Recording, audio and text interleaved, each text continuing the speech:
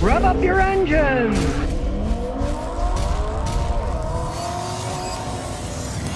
Got two questions for you here. Can you buy one with 100 miles on it for $15,000? And number two, should you buy a flooded out car? Looks in good shape, right? He bought it with 100 miles on it when it was brand new, but it got flooded at the dealership. It was a 2.4 liter four-cylinder engine. Pull off the stupid beauty cover, which is annoying. We'll throw it in the grass. We'll just remember to put it back on. And here we can see the engine. It is a relatively simple engine. And this thing, you can get a 4 or you can get a V6 engine. If you want one that lasts the longest, you get this 4. Now we'll see when we road test it, but the owner already says it doesn't have a lot of power. But get in any old Jeeps. They did not have much power. You generally don't want to drive them over 60 miles an hour. This goes a lot better than that, right? I mean, you're not going to be taking it off-road or anything like that. Now, as the people could say, well, that's not a real Jeep. Well, what is a real Jeep these days? Stellantis, Fiat. They were selling Jeep Renegades, which are rebadged four-wheel drive Fiats, and they're not real Jeeps either. But if you're the type of person that just wants to cruise around, you'll probably find it perfectly capable. But the V6 engines, let me tell you, ever since Fiat, Stellantis took over Chrysler, the quality of their V6 engines been going downhill. Then, well, maybe they'll get a four-cylinder turbo. You're going to get probably 50 to 60% less of a lifespan of a four-cylinder turbo than in a four-cylinder not turbo. Now, even though this thing is now 5 years old, I can't talk about longevity in terms of mileage because this car did as he did during COVID. It hid in the driveway. Well, he didn't hide in the driveway. He hid in the house. So it wasn't driven much. It only has 2,500 miles on it, but he had no problems driving it from Dallas to here. And of course, I'm going to put my giant fancy computer on it, and I'm going to tell him, should he keep it or should he get rid of it? Because after all, it was flooded. Now, normally, I'm not a fan of buying flooded cars, but I'll tell you one thing. If a car has been flooded out, he's put like 2,500 miles on it since then. But it's been 5 years since then, too. If a car's been flooded out after 5 years, if it has electrical problems, they're going to have shown up by then. The longest I ever saw was a guy bought a Volkswagen. Water came in the windows, he dried it out, got a hairdryer, dried the computer, and he drove it for 2 years. He towed it to me. Everything was wrong. It destroyed the car. That was 2 years. That's about the furthest I've seen it go. This thing's been sitting for 5 years. Well, 4 years, and then he drove it 2,500 miles. So, if it has a problem, it's going to show on my computer now, and it's not going to come up from flood water in the future. It will have already done its job. Well, we hook up the big computer, we'll look inside. Gotta say, my favorite, black and chrome. Look at those seats.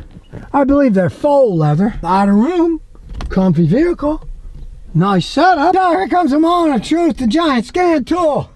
To see, should he keep it or should he let it go away? Read the VIN, knows it's a Jeep. It's 2019 KL Series Cherokee. You can't get to this access point to do the data analysis in full unless you pay for a license, blah, blah, blah. I have, but as you can see, I'm too far from the garage. The wireless doesn't reach as far. So we'll take it for a little spin, move it up.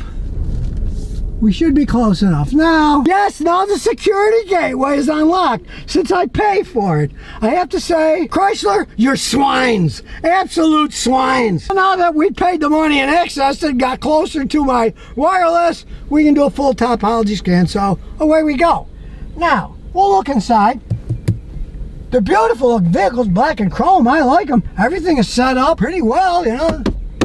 No damage to that. The flood water obviously didn't get all that high. The seats are in excellent shape. The windows all work. Okay, no, not bad. It's only got 2 trouble codes. So we'll start with the HVAC, the heating, ventilation, and AC, and see what the stupid code is. It is cabin temperature sensor 1, circuit short to battery, or open. Okay, do we really care about the cabin temperature sensor? He says it still gets cold and hot. You know, who knows? During the flood, that might have gone bonkers. So, what I'm going to do, race it, and then we'll see if it comes back. Better turn the engine off. Turned it off. blah, blah. Now it's saying, so there's obviously a problem. When it got flooded, it probably damaged the wiring, and now the sensor doesn't feed back. But they're fail-safe enough systems. If the sensor doesn't work, it'll just blow really cold air, which is what we want. This thing lives in Texas. We don't care about it. We want it as cold as it can get, as long as it can. Since it lives in Texas, we don't care about that, so let's check the other code. Park assist. Well, we probably won't care about that either. System circuits voltage below threshold.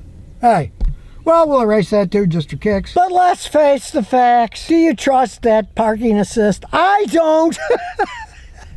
Never worked all that well in these anyway. We see as we go backwards, that code's gone, so let's start her up. Of course, it's modern, so it's got a push button start and the stupid electric parking brakes, which I hate. Look at the really important stuff in the ECM, everything that makes the car run. That is bad, so let's start analyzing all the data that we're gonna get. Taking its sweet time too. Everything's black, looks pretty good. Let's test, all the tests have cleared, so far so good. Tells you if anything's failed and had to be activated. Now, everything is as it should be so far. And there's a lot of information on these modern cars. As you can see, look at all the tests that's cleared. It keeps going and going and going. Now you're getting some real data here. It even shows you the temperature of the electronically controlled transmission. Tells you the percentage of ethanol. And everything's fine. So let's take it for a spin. So here we go. It's got backup camera. I can see the side of the matrix. So it is relatively wide angle. Gives a very clear picture. Tire pressure reading still works. The flooding didn't damage that. You can see tires are 33, 35, 35, 32. I personally would make them all exactly the same, but that tiny bit off isn't going to hurt it that much. Looks like I'm going to tell them to keep it. I can't see anything seriously wrong with it, but I do have to say, in respect to that, he got kind of lucky. I am not a fan of buying flooded vehicles, but on the other hand, it was flooded by rain at a dealership. There's no salt water flooding in Dallas, Texas. It's too far from the ocean, and flooding with fresh water does a lot less damage than salt water. The salt water will end up corroding and shorting everything. So it's a good thing it was flooded in salt water. They actually showed him pictures of it so he could see what had happened. It's going up until I can tell it's not a drag strip car, but hey, it's for driving around it. He did get 33 miles a gallon driving it from Dallas to Clarksville. So, hey look, people behind us are going the other way, so here we go, we'll floor it. Hey, it started to peel out. It's got more power than I thought it had. Not bad. Not a race car, but smooth, didn't sound bad either. Let's try a passing test. We'll take her down to 40 and we'll floor it. Not race fast, but look. Now we're going 60. You can pass people on the highway. Just don't pull any really fast moves where you got to really zip in and zip out. It's not made for that.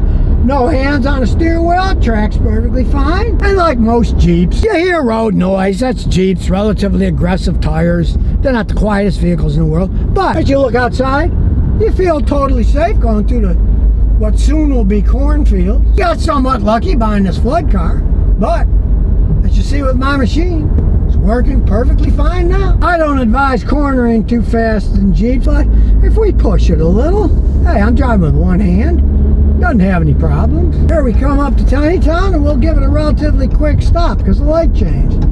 Brakes perfectly fine, no hand on the wheel, no pulling, and like I say, it idles quite smoothly, but it does have that horrible start stop not start it again, because automatic start stop there, so now it won't come on anymore. I hate that auto stop start. It's so annoying. Turn off and then it'll turn stuff back on. It's just annoying. Plus it wears your engine out faster and you really don't save that much on gas. The water didn't get up to the steering wheel because all the steering wheel stuff still works. And I learned that, hey, for the money he paid, he got a decent vehicle, because it's a plain 4.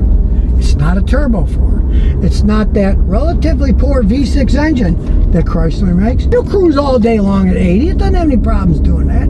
It just takes a little while to get there. To say, it would have been a lot cooler if it had paddle shifters on it instead of this crazy system where it goes up and down. As it stands now, it's an excellent vehicle. Did he get lucky buying a flood salvaged car? Sure, but sometimes it's better to be lucky than it is to be smart. I'll tell you that. I've had some lucky things happen to me when I did some really dumb things, but it worked out okay. But for the vehicle itself, nice looking, 33 miles a gallon, driving from Dallas, Clarksville, Tennessee. You can't argue that. It rides fine, it runs fine. And like I said, since he let it sit, he bought it 5 years ago. He let it sit, and he's only been driving it a year now. If it was going to have any more serious problems from being flooded, it would happen as soon as he started it after it sat all those years for COVID. And it doesn't. So, yeah, he got lucky to some extent, but he also has a good mechanic there that the stuff that was broken, computer modules, the guy took them out, replaced them. He had to pay the dealer to reprogram them, but not a bad deal. It's a unique situation, yes, for a flooded car. You got something from Hurricane Sandy. I had customers get Hurricane Sandy flood cars. They didn't know. They were just junk. The salt water destroys them. But this was fresh water in Dallas. Knocked out a couple modules. But the rest of the vehicle, hey, still in excellent shape. For $15,000 to get something nice like this, that's a deal. So he's going to keep it, he said. I don't blame him. He has a Chevy Volt that he's thinking about getting rid of. So if you never want to miss another one of my new car repair videos, remember to ring that bell.